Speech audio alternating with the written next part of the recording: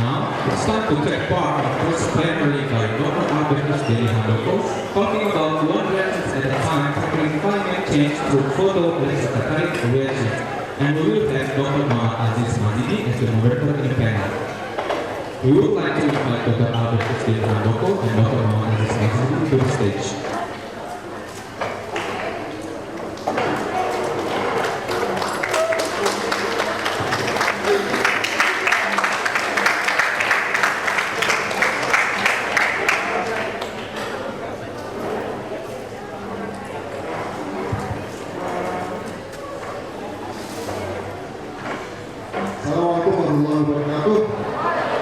Good morning to you all.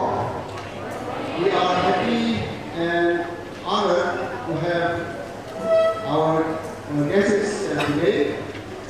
And the first one is going to be our first speaker in this event is Dr. Albertus Denny Handoko. He's still a pretty young scientist, productive scientist. By young, I mean, noticing from his CV, our guess that his age is maybe still around 36 perhaps, right? So, but in his young age, he has achieved, I guess, very impressive achievement as a productive scientist with an index of 17. I guess to most of us as faculty members in this university, having that level of index in this very young age is very outstanding achievement. And so we are delighted to have him today with us. His field of expertise is materials engineering. In particular, he's expert in photocatalysis or electrocatalysis. And today, he's going to be presenting his research on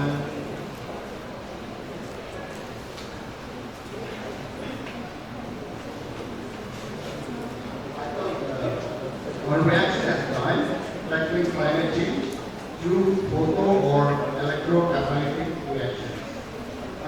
Before we let him to present his talk, I'd like to briefly introduce him.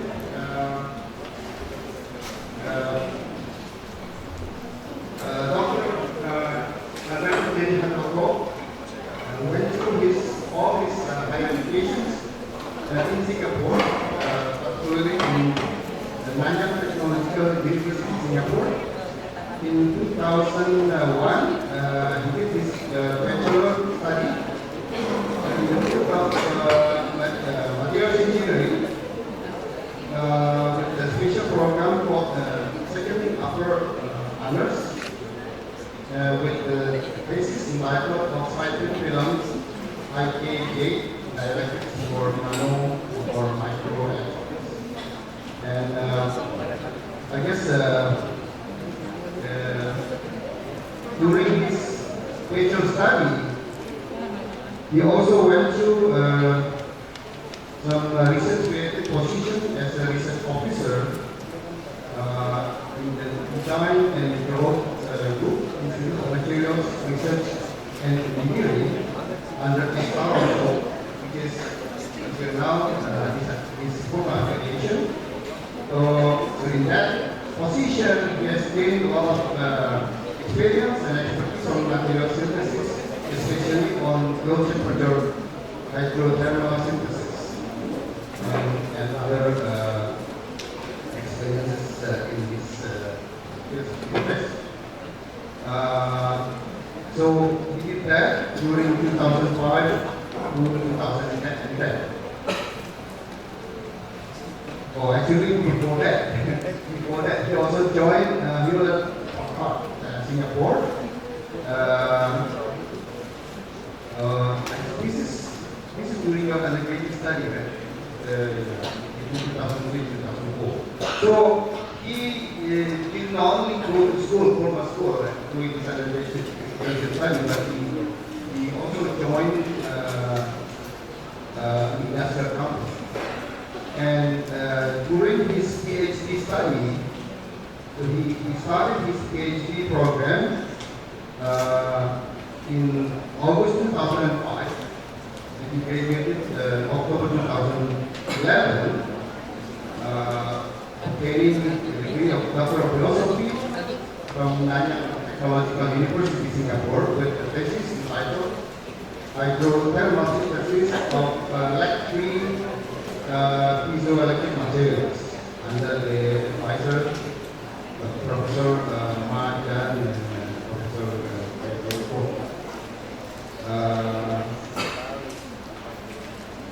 During his PhD study, he also,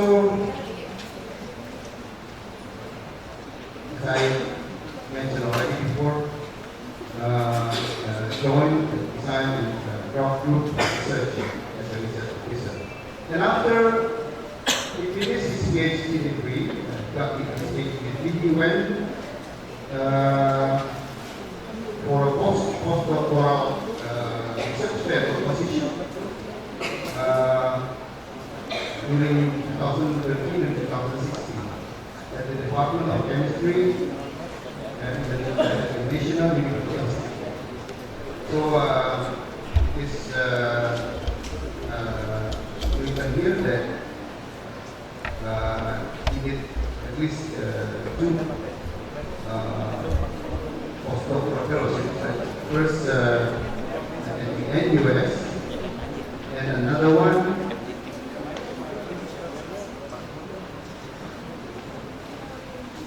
in UK as a postdoctoral research associate at the Department of Chemical Engineering, University College London. And at present, his official affiliation is as written as scientist under A-STAR. A-STAR stands for Agency for Science, Technology, Advanced Research, particularly under the division of Institute of Materials Research and Engineering.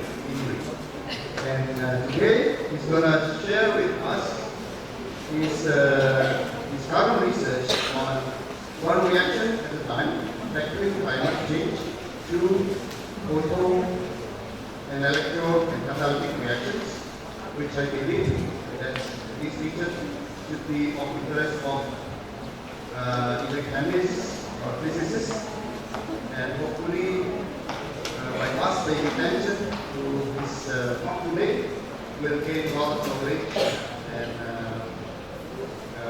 horizon. So without further ado, please welcome Dr. Albertus Denny Handoko.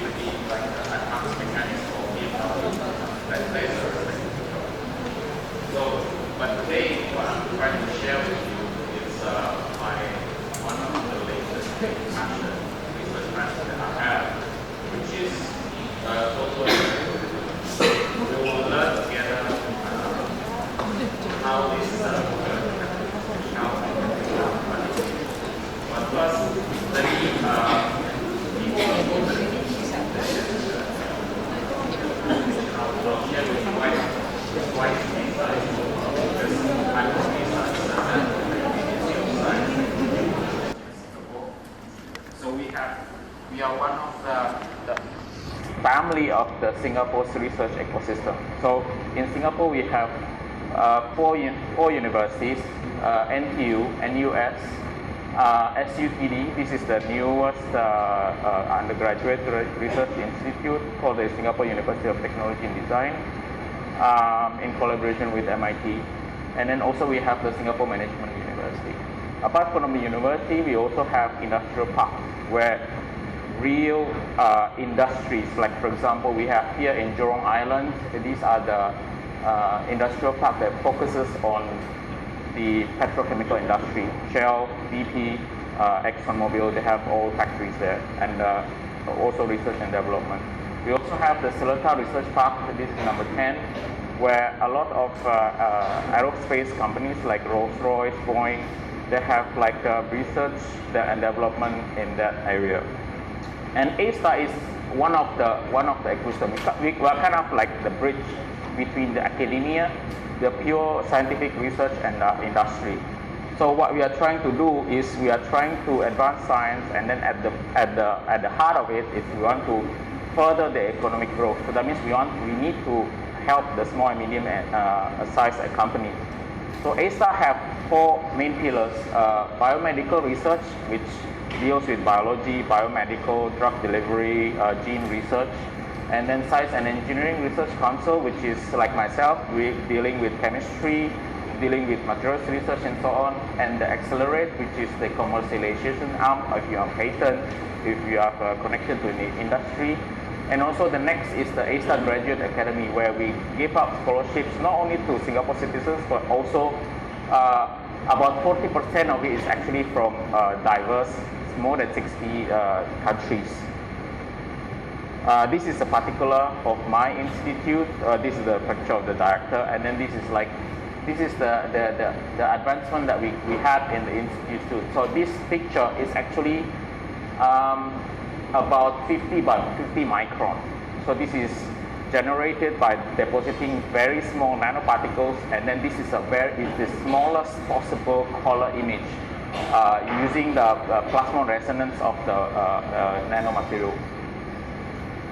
So today, we are going to the main discussion of the topic. So this is the picture that summarizes my dream. So what sustainable energy landscape is.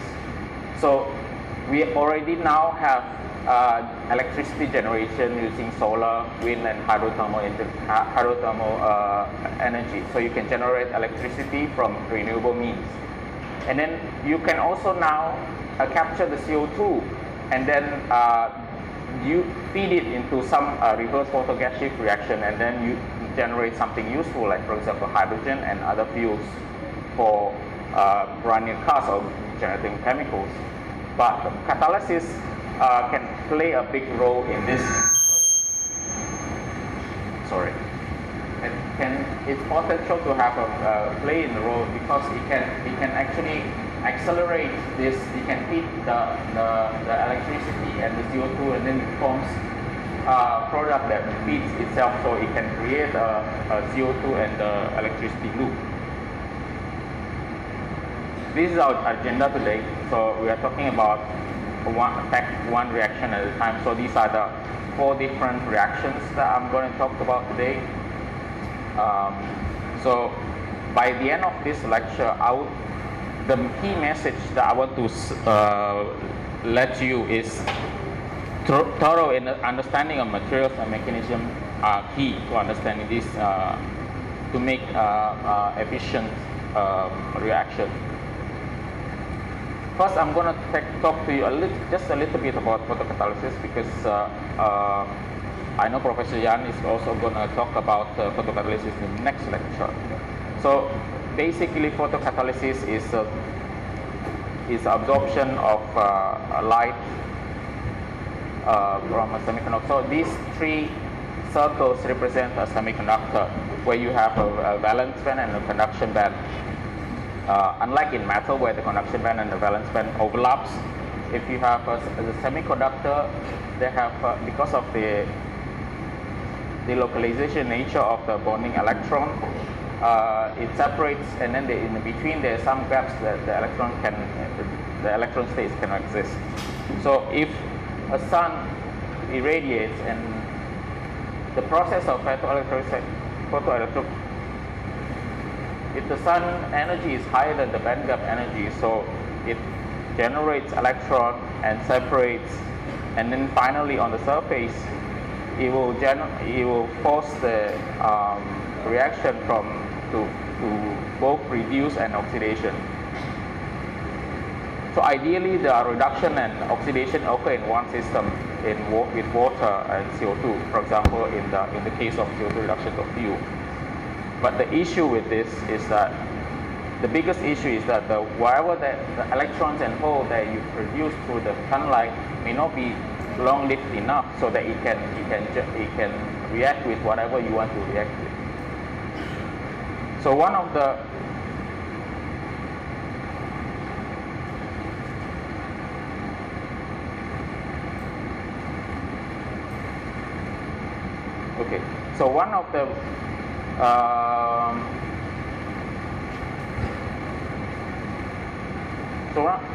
one of the things that we developed earlier on in the UK is using graphitic carbon nitride. So usually the photocatalysis is based on inorganic materials, like for example oxides or nitrides. But here we develop graphitic-like layers of condensed melamine units. Here that we can generate using a different precursor, like for example urea, thiourea, or dicyandiamide. And we found out in this work is that the degree of hydrogenation of the graphitic carbon layer is actually good. It affects the activity of the photocatalytic activity to hydrogen very much. The more deprotonated the melam units, the higher the activity for photocatalytic hydrogen evolution reaction, up to 19,000 micromolar of hydrogen. Up to 19,000 micromolar of hydrogen generated per gram per hour. So this is roughly 100 times, or maybe even 100 times more than the protonated variant that is synthesized by using the thiourea or DCDA. The photocatalysis is good. It's cheap because it's carbon-based. It's generated by just heating urea in furnace for 600 degrees for about an hour. But the downside is that we still need to use the platinum as co-catalyst, even though the amount is very small, about 3 weight percent, and we still need to use platinum as a scavenger. Another approach is the photo-electrocatalysis. So one of the potential material for this one is the zinc oxide. Zinc oxide has a very versatile growth. It can be grown in a hydrothermal synthesis method, and you can make different shapes, rods, corals, plates, and then you can even pattern it to grow on epitaxially on a matching substrate, like for example a spinel substrate. And then after that you can do a patterning whatever you want. It's very, very versatile. The growth is 90 degrees in water. It's basically you can do it in your home. The precursor is very easy. It's just zinc nitrate. You can put any other metal to deposit it, and it's reasonably transparent. So it's also ideal for transparent conductive oxide, like for example that you use in LCD panels like the one in front of me. The topic that this particular study is that we know that the zinc oxide is very versatile, grow in very low temperature, but the properties of as-grown zinc oxide is always bad. So the next step is we usually do a heat treatment, and then after that, what we found out is that after heat treatment, we see like pores from the very nice dense film like this, and then after heat treatment, the cross-section becomes, there's a lot of pores. In the TEM, we see the same thing. So as grown, samples is very dense, very nice, and then suddenly you start to see pores like this, and then you don't see that these are still zinc oxide because you can see the selected area electron interaction is still the same. So we think that there are pores that is growing during the heat treatment of the zinc oxide. This is a further proof that actually the pores is actually generated internally. We did TEM tomography to scan, kind of like similar CT tomography that you have in the hospitals, where you can see that inside, pores inside the bones. So these pictures is actually showing you the pores inside the zinc oxide lattice. And this particular one is actually showing you that the pores is really, really inside the zinc oxide lattice. We have a 3D reconstruction, and then after that comparing it with the S-grown, this is really different. So that means there is something is happening during the heat treatment. We did a further study on this. We did an in situ TEM, so that means inside the TEM chamber there is a heating stage where you can apply heat under vacuum. And then you monitor the TEM of the zinc oxide at the same time. And indeed, we find that after 320 degrees, we start to see from the S-grown, we start to see pores emerging from the inside of the zinc oxide, and we can even track how fast is the pores growing. Where you see here the two pores are merging, then become big pores, and then eventually it gets annealed out. So at the high temperature of 500 degrees, 3 hours, you see here there's like the pores is like growing bigger, and then it kind of like merge and makes the zinc oxide becomes very, very rough.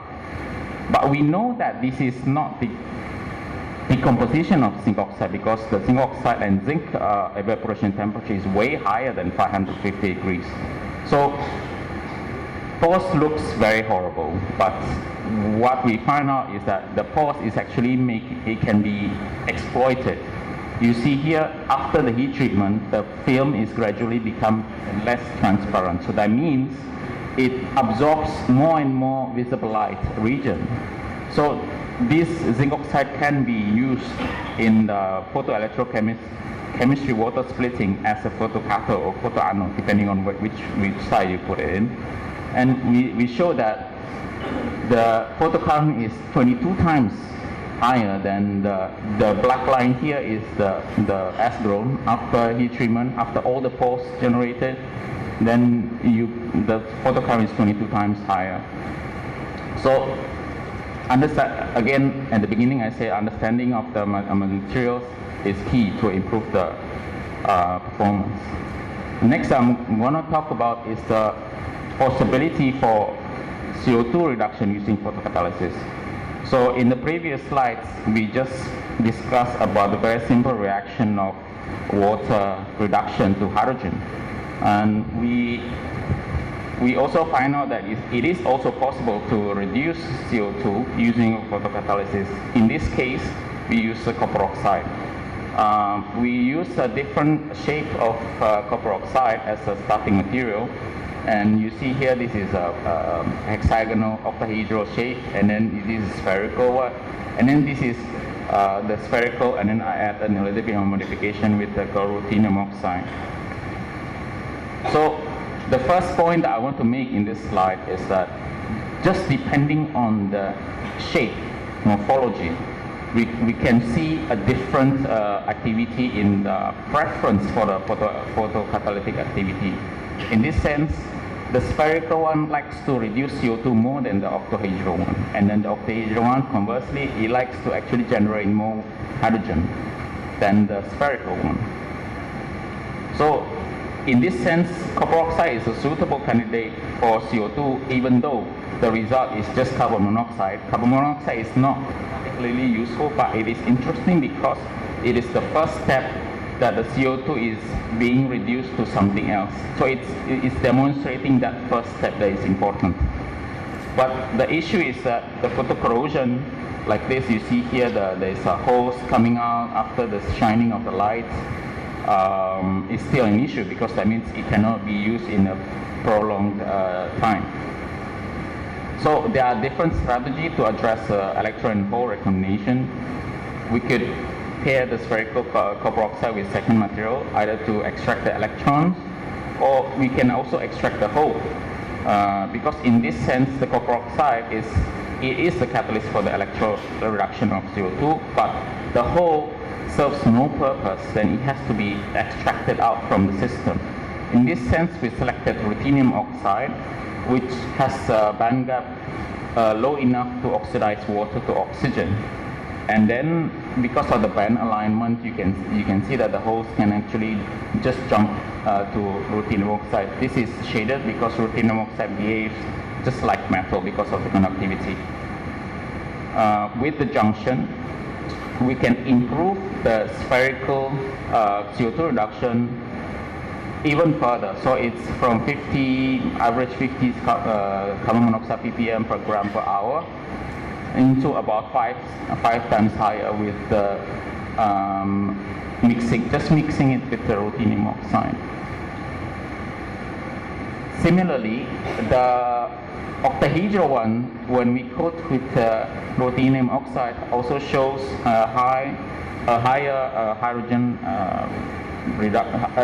hydrogen evolution rate compared to the bare uncoated with the ruthenium oxide.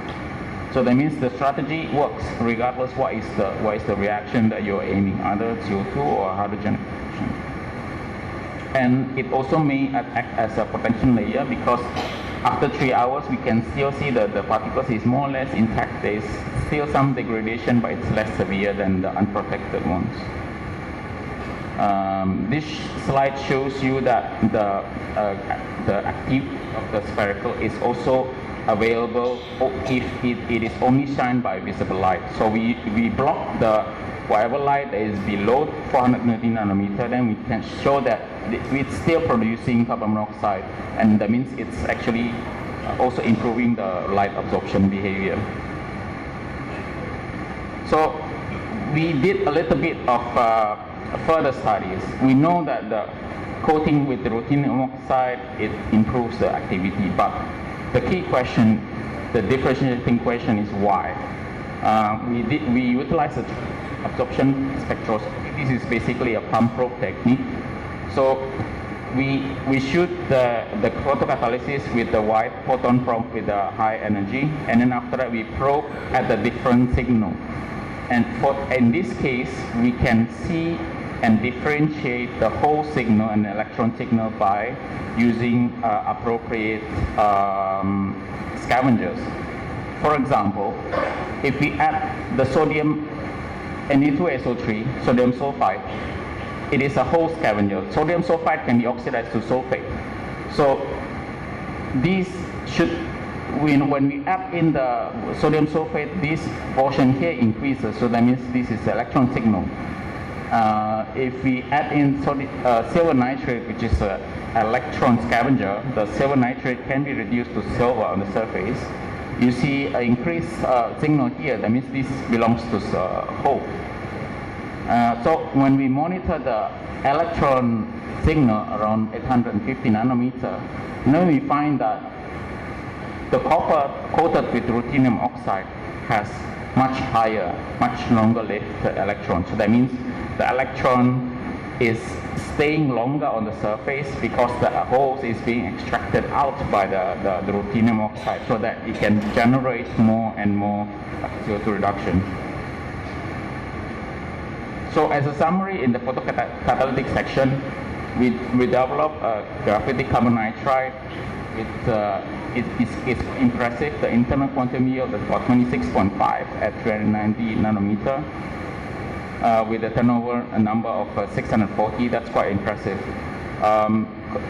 We also show that the copper oxide is a good candidate for CO2 conversion and hydrogen production. And by coating with ruthenium oxide, there is an increase of CO2 reduction because of the longer lived electron in copper oxide and ruthenium oxide junction. And then we also show that zinc oxide synthesized by hydrothermal, or maybe even other materials, like for example other oxides, calcium oxide, barium titanium oxide, contains a lot of protons. So these are something that you should be paying attention to, because when you synthesize something with hydrothermal synthesis, there must be some kind of proton trapped inside where it can generate holes like when you heat it. So it can be bad for your application, it can be good. You should be paying attention to this. The next, this is the next half. So I hope you're still with me and then not getting too bored. Electrocatalysis is a little bit more simpler than photocatalysis because you just plug it into electricity and then the electron will just flow and then the reaction is gonna just go forward. This is like electrocatalysis is 230 years old. So the first demonstration is published by Amsterdam scientist called Thijs van Troostwijk. This is a copy of the original paper in 1789. This is basically using a Leyden jar, something like this. So they just use a static electricity. There's not even a battery at that time. Use a static rubber, just rub your hands into rubber and then you connect it into the metal parts in the water. And then they discover that there's some bubbles coming out from the tip of the bubble, from the tip of the electrode. And then they measure it, you can burn it. So that means this is the first demonstration of water splitting in 1789. So hydrogen evolution reaction is I would say compared to the CO2 reaction, is a very simple process because it's basically a two-step reaction.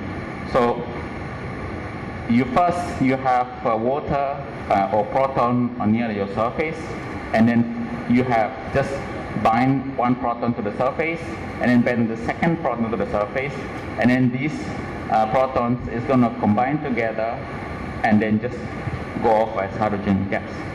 So this is called a Fomer-Tafel reaction. So you have two Fomer steps, which is the absorption step, and then after the Tafel, which is a combination of the hydrogen, two absorbed hydrogen, and then after that leave as a hydrogen gas. Because of the absorption of the hydrogen,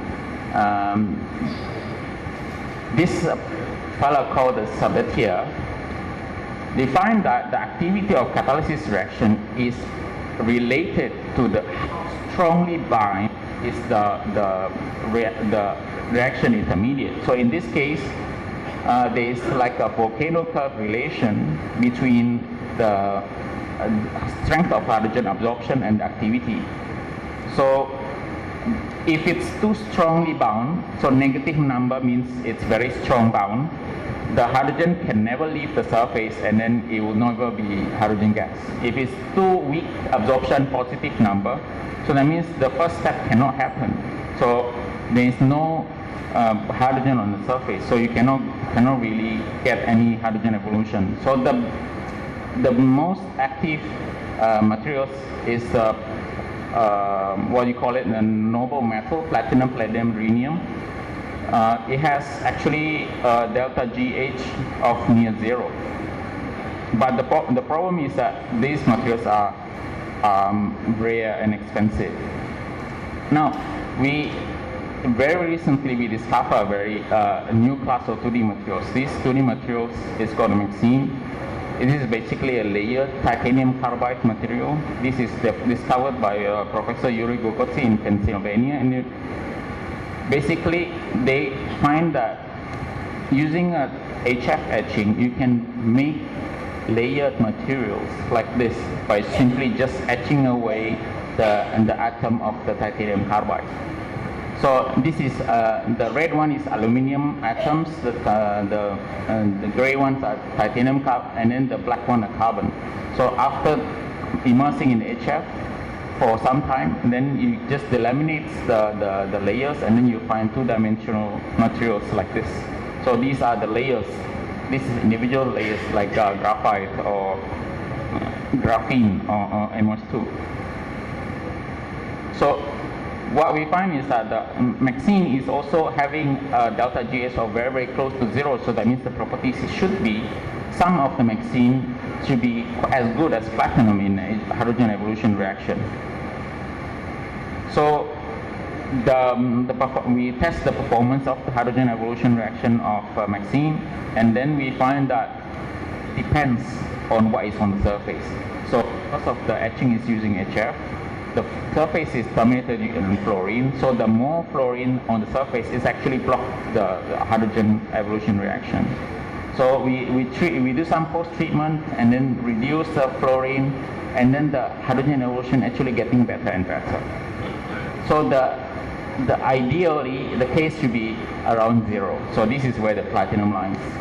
So we show that the lower the fluorine, it gets better and better, closer to platinum. We test a different MXene, like the one that is terminated by molybdenum, and then this is the lower the fluorine, and then after that you get that even better. And the best so far that we find is like the difference between the platinum and molybdenum is actually only 200 millivolt. This is very good and very cheap because molybdenum and carbon is much cheaper than the platinum. The next reaction that I'm going to talk about is the electrochemical CO2 reduction. So again, instead of water, we can reduce CO2. So these are the different pathways that we can take. This is the carbon 1 C1 pathway that ends at methane. So we can convert CO2 all the way to methane after 8 electron transfer. And or you can also convert CO2 into many different products, like for example ethylene, ethane, ethanol, ethylene glycol, acetaldehyde, acetic acid, and glycolaldehyde. There is also a demonstration that 3 carbon atoms like propanol can be formed using copper as a catalyst. So this is this excerpt from our latest work in Electrocatalysis.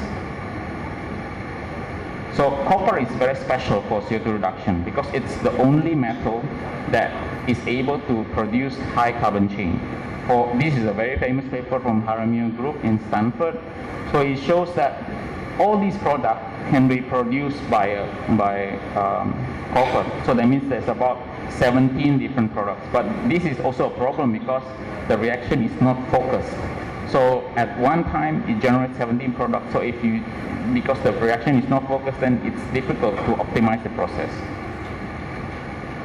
So we developed a way to control the morphology of copper by using a derived copper. So that means we start with copper oxide, apply electricity, and then reduce it to copper, because copper oxide accepts the electron and then it just kicks out the oxygen atom. So you see here, by controlling the initial facets of the copper oxide, we can control the copper, the reduced copper in the end. And we find that this is the total amount of carbon dioxide that is converted. So these numbers are close to 40 milliampere per centimeter square, which is a great deal. So we find that the thicker the sample, the higher the current. Yeah, that's easy. But then we find that the rougher or the thicker, we also see the positive peak of the copper oxide to the more positive. After decoupling all the data, we see like hundreds of experiments. We see that actually, you see the reaction, the amount of CO2 being converted initially rising and then drops. So that means in between, there is either competition reaction or we have a mass transport issue where there's not enough CO2 being pumped into the system so that it just generates hydrogen. By comparing the data at this point, where before the CO2 reduction tapers off, we find that the activity descriptor for CO2 reduction is the crystallite size. So we tried our best to remove all the noise from other contribution, and then you see here, the smaller the size, the higher the amount of ethylene that we can produce. In this one, the highest one can reach about 42.5% of the current that is supplied is actually generating ethylene from CO2. We can also show that it's optimizing, and we can optimizing by fine-tuning the current. So the total amount of the CO2 that is converted to all different products is 70%, which is quite good because the rest of the competition is only 30%. The main product is ethylene. It accounts for 42.6% of the product. And then we also see ethanol, which is 11.8%, and then propanol. Propanol contains 3 carbon at the 5.4 of the current efficiency. And the problem with single metal is the scaling relationship. If you remember what I said before about the Sabatier principle, the reactivity of the catalytic reaction depends on the strength of the intermediate. So if it binds too strong, the intermediate will just stay on the surface. There is no reaction. If the binding energy is too weak, the intermediate cannot absorb the surface. But the problem is that now, if we just use metal, the CO2 reduction, the intermediate of the CO2 reduction, which is carbon monoxide, it scales with CHO, COH, COH, and hydrogen. So that means if that means we cannot really surpass metal 211 copper in terms of activity, because there's no other metal that can surpass it. Our solution is we can try to use MXene on the MXene for CO2 reduction, because the termination of the MXene is not metal. So the termination sometimes is oxygen or sometimes is OH. So that means because of the touch point between the intermediate and the surface is different, so it can avoid the carbon termination, so it can break the scaling relationship. Potentially, this can be a better material for CO2 reduction compared to metal. In this slide, we just compare how easy it is to convert CO2 on this surface of MXene and how easy it is to convert hydrogen on this surface of MXene. And then we identify that some of the MXene here is actually capable of selectively reducing CO2 to something else compared to hydrogen. This is done using a DFT technique, density functional theory calculation. So I will stop at this slide. So this is the last of my presentation. So I will stop at this slide to let you ponder. So this is our latest work in electrocatalysis. So we think that to advance the catalysis, we need a new level of understanding. So this can be achieved by operando technique. Operando means you characterize the catalyst when it is operating. For example, when you are applying the current, at the same time you see what's happening on the catalyst. We can do this using a variety of techniques. Like, for example, we can combine atomic force microscopy and electrochemistry using a scanning electrochemical microscopy probe. We can use fluorescence, we can use Raman, we can use secondary ion mass spec depth profiling, X-ray absorption spectroscopy, and so on. Like, these are a lot of different techniques that is available for us to understand the deeper level. So we combine not just theory and experimental, but we see what is actually happening inside the catalyst when it's doing reaction. So thank you very much. I hope it's not too boring.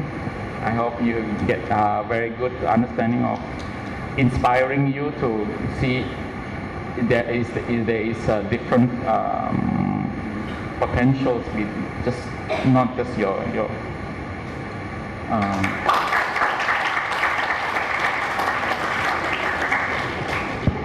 I guess according to the schedule, we have plenty enough time to have discussion before we go on to the second speaker.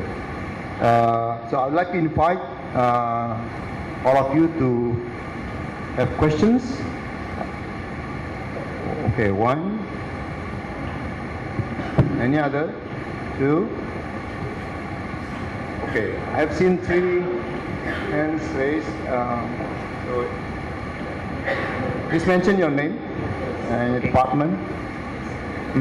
My name is Zinc Oxide from Department of Chemistry. I would like to ask that why using a copper oxide with oxidation state of 1 instead of +2? So the chemical name would be CuO, copper oxide only. Copper oxide, I mean. Thank you. Sorry, are you saying that why I selected 1+ oxide compared to 2+ oxide? Are you referring to the electrocatalysis or in photocatalysis? For electrocatalysis, carbon dioxide, you have explained. Photo or electro? I remember about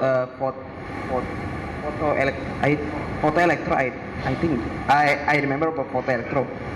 Okay, I'll try to answer that. For the photocatalysis part,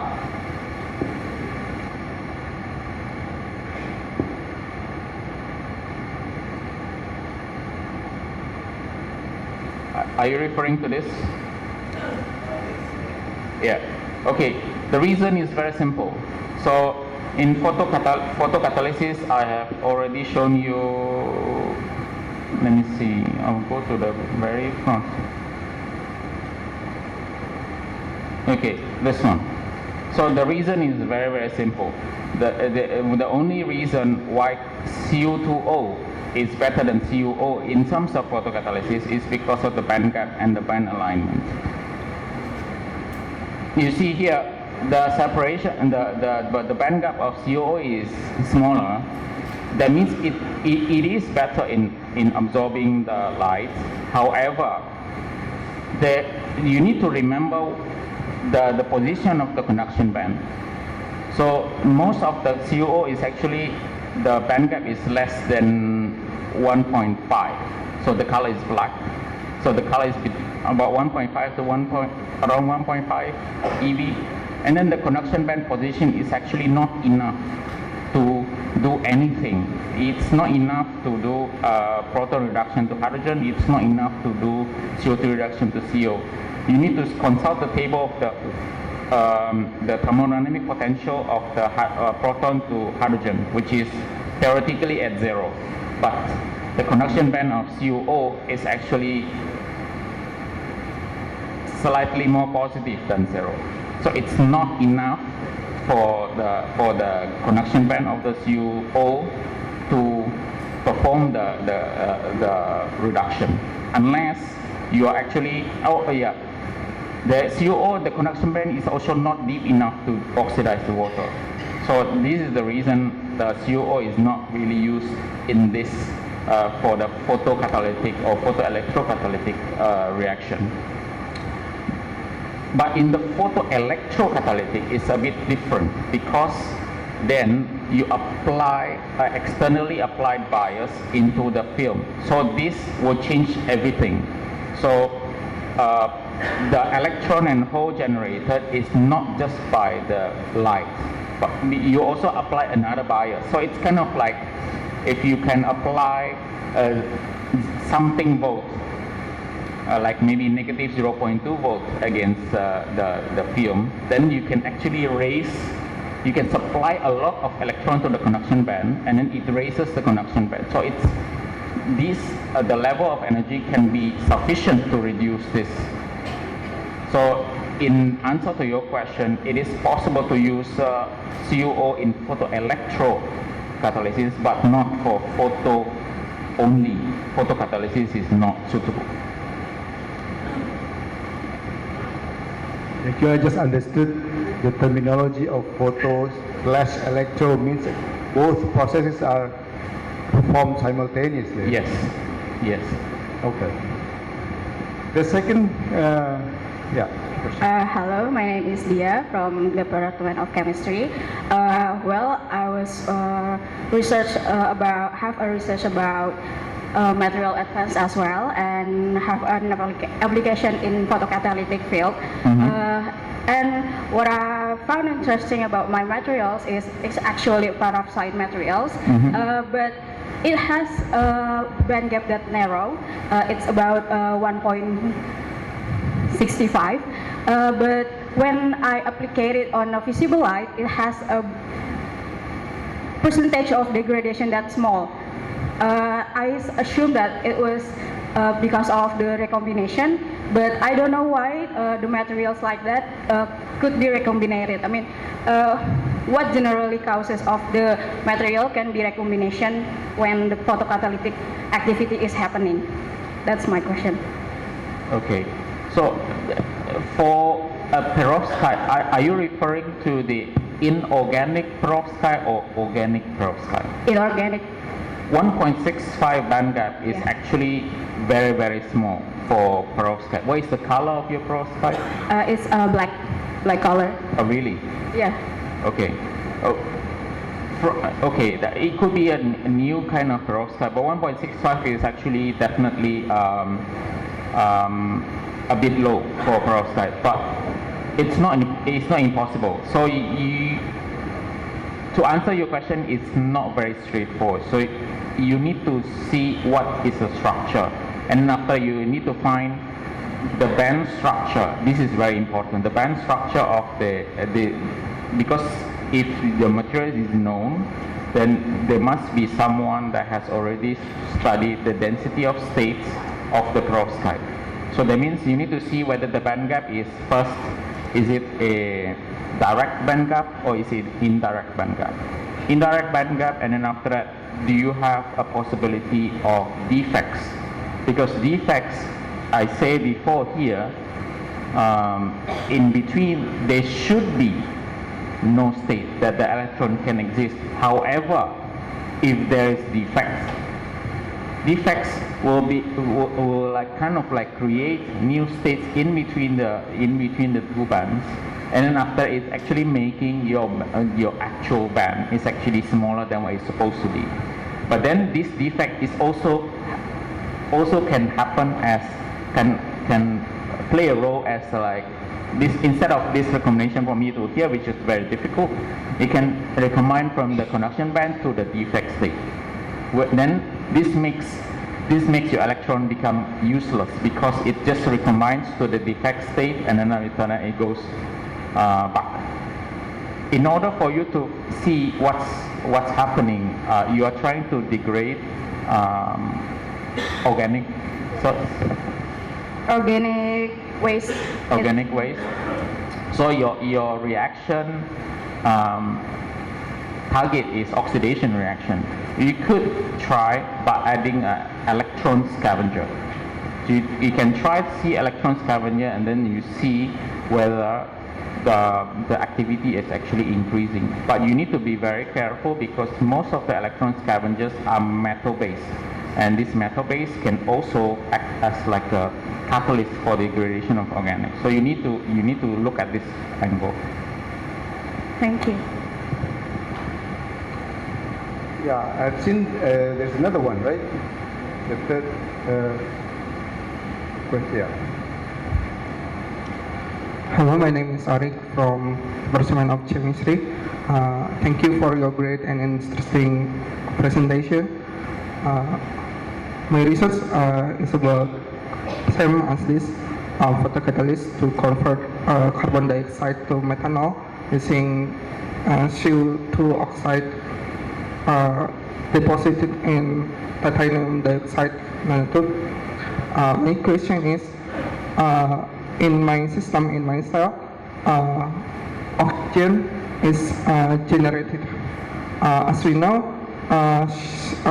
cuprous oxide, cuprum plus oxide is not stable. It's not stable species. Yeah. And is there any method or how to maintain CO2 oxide so that it isn't oxide, so that it isn't oxidized to cupro 2+ oxide? Thank you. Okay. Are you doing a photocatalysis or photo-electrocatalysis? Photocatalysis. Photo-electrocatalysis. Photocatalysis. Photocatalysis only. Okay. Yeah, this is a million-dollar question. This is a million-dollar question. Why I say so? Because cuprous oxide is not just only prone to oxidation, but it's also prone to reduction. So if you have seen the CV of copper oxide, the reduction potential is very close to, zero, so maybe around negative 0.3 or something like that versus RHE, and then after that it goes, there's another oxidation peak. So there is a very narrow window that the copper oxide can be stable within maybe 0.2 to 0.3 volt, something like that. So your enemy is not just oxidation, your enemy is also reduction. Because if it's just oxidation, then it's simple. Then we can actually, that's why I propose this, coating this with the ruthenium oxide, because the ruthenium oxide is a very good sink for hole. Yeah. So here, if your enemy is just oxidation, so you just need to take care of whatever that is generated on the valence band, which is the hole. So by adding some other stuff, they can usually metal or scavengers. If you just take away the hole, you solve your problem. But the issue is this: the copper oxide here, the reduction potential of copper oxide is actually below the conduction band of itself. So that means it is also prone to reduction. As you reduce the CO2, you accumulate the electron can also reduce CO2 to Cu. And this becomes a problem in the very long term. Like for example, if you notice, if you do your reaction more than 1 day, then the activity will probably just decrease. Yeah. So you could try putting another coating that can absorb both. You can put two different coatings, one that can absorb the electrons, the other one that can absorb the hole. So it can probably make the activity a bit longer. But I don't think it's gonna last forever, because you need to make sure the coating is very tight. So there's no way that the electrolyte can touch the copper. You know what I'm saying? Yes. Yeah. Thank you. We have about 4 to 5 minutes. I think I know that faculty members, not only in chemistry department, but also in this department, who do research in photocatalysis. I believe at least there are 2 lecturers currently focusing research on photocatalysis. So I would like to encourage students from, I believe the 3 questions have come from students of chemistry department, right? So I would like to encourage students also from physics department, especially who are doing research related to photocatalysis. You can raise questions also, and this is a good opportunity, I guess. So any more questions? If not, then actually I have one. Perhaps I have missed or you haven't elaborated much on what is mentioned here in your abstract, that this whole photocatalysis and electrocatalysis process are for tackling climate change. So in actually what way or in what aspects of climate change you are trying to tell us about? I was actually, I prepared some slides, but I take it off because I was afraid I'm gonna run out of time. So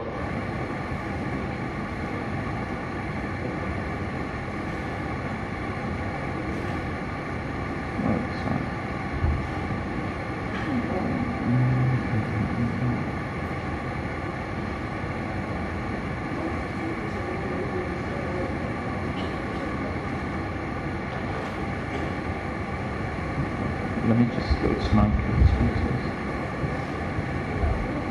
Yang paling belakang.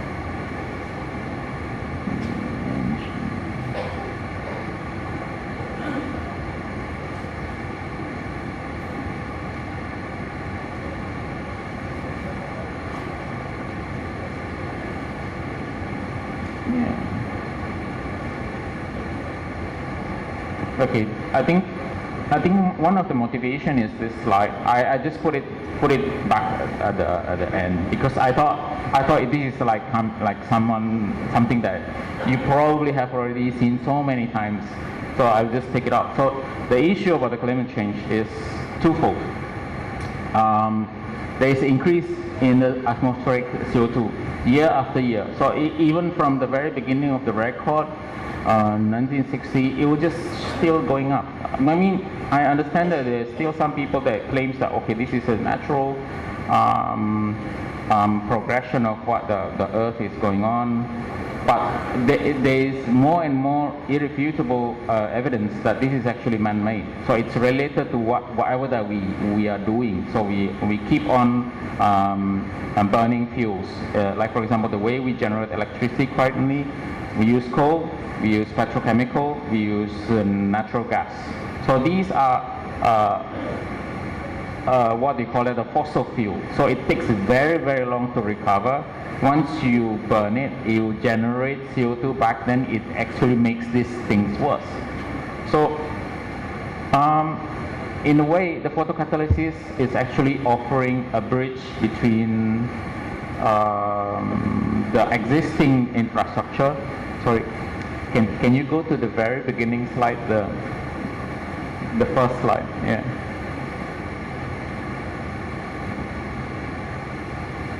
Okay, slide number 6. Okay, yeah. So this is where the catalysis. This is kind of like the puzzle. So at the moment, the catalysis is not the centerpiece. So the generation of electricity has already been going on. The capture of CO2 and the conversion to conversion of biomass, conversion of CO2 to hydrogen using reverse photogas shift is already going on. But then the problem is that this process is not very, it's also energy intensive. In order for you to perform the reverse photogas shift reaction, you need 700 degrees. The pressure 40, 50 bar. And this is energy intensive. So what I'm saying is that using a catalysis, electrocatalysis and photocatalysis in particular, because here you also have catalysis, but this is high temperature thermal catalysis, we can actually bring down the requirements of this one actually lower. You can perform this reaction at room temperature. You can also increase the temperature if you want to increase the efficiency and increase the pressure of CO2 if you want to also increase the efficiency. So this is like our proposed new centerpiece. So the electrocatalysis and photocatalysis can be fit in the landscape. So this makes the cycle of CO2 and cycle of renewable energy electricity is actually more complete. Very much, Dr. Denny Handoko. So since our time is up, let's give a big applause again to our speaker who has given us a very interesting and enlightening talk. And we all are hopeful that all the knowledge that he has shared with us will be very fruitful to us. Thank you very much. Yeah, if you have more questions, I'll come to you during the poster session, during oral presentation. I'll happy to be answered the question. Please use that opportunity. Thank you, Dr. Albertus Denny Handoko, as a remarkable presentation. And please remain on the stage for photo session with Dr. Muhammad Aziz Mazidi.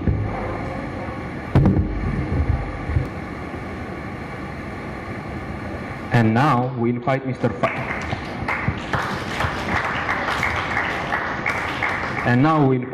Vice Dean to give the compliment towards Dr.